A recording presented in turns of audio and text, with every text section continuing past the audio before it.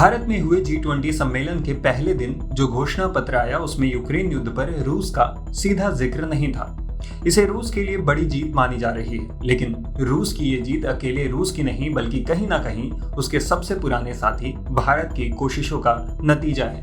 भारत की तरफ से कोशिशें की गई कि G20 में सभी मुद्दों पर ध्यान दिया जाए और ये बैठक सिर्फ यूक्रेन युद्ध पर चर्चा का मंच बनकर ना रह जाए। भारत G20 में ऐसा करने में काफी हद तक सफल भी रहा और इसे भारत और रूस की दोस्ती के रूप में भी देखा जा रहा है। G20 में साफ साफ कहा गया कि परमाणु हथियारों का उपयोग या इनके उपयोग की धमकी देना स्वीकार नहीं किया जाएगा। G20 में ये दोहराया गया कि ये एक अंतर्राष्ट्रीय आर्थिक सहयोग का प्रमुख मंच है। इसमें कहा गया कि इसे भू राजनीतिक समाधान करने का मंच नहीं माना जाना चाहिए। घोषणा पत्र के मुताबिक यूक्रेन ने युद्ध के मानवीय कष्टों और उसके नकारात्मक प्रभावों पर भी बात की गई। बाली में दिसंबर 2022 में G20 सम्मेलन में रूस की निंदनीय आक्रामकता का जिक्र किया गया था। वहीं दिल्ली में हुए G20 सम्मेलन में रूस की आलोचना करने वाली भाषा शामिल नहीं रही।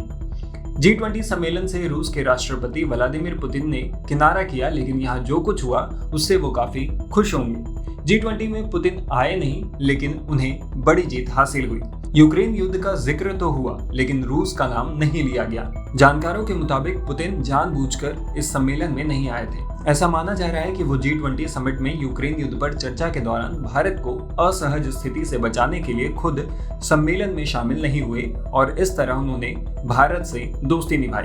लेकिन भारत ने भी रूस को निराश नहीं किया और बता दिया कि आखिर क्यों रूस उसका सबसे पुराना और सच्चा दोस्त है।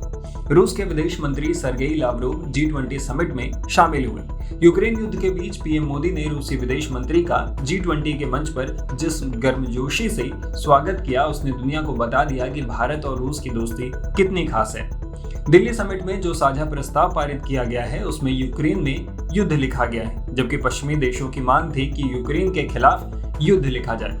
भारत ने अपनी अध्यक्षता में G20 के मंच को पूरी तरह से यूक्रेन युद्ध पर चर्चा का मंच बनने से बचा लिया। इस पर रूसी विदेश मंत्री सर्गेई ने भारत का आभार जताते हुए कहा कि भारत ने G20 समिट को राजनीतिकरण होने से बचा लिया।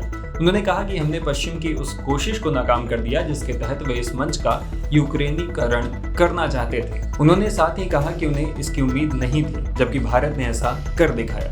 टाइम्स नाउ भारत डिजिटल की रिपोर्ट।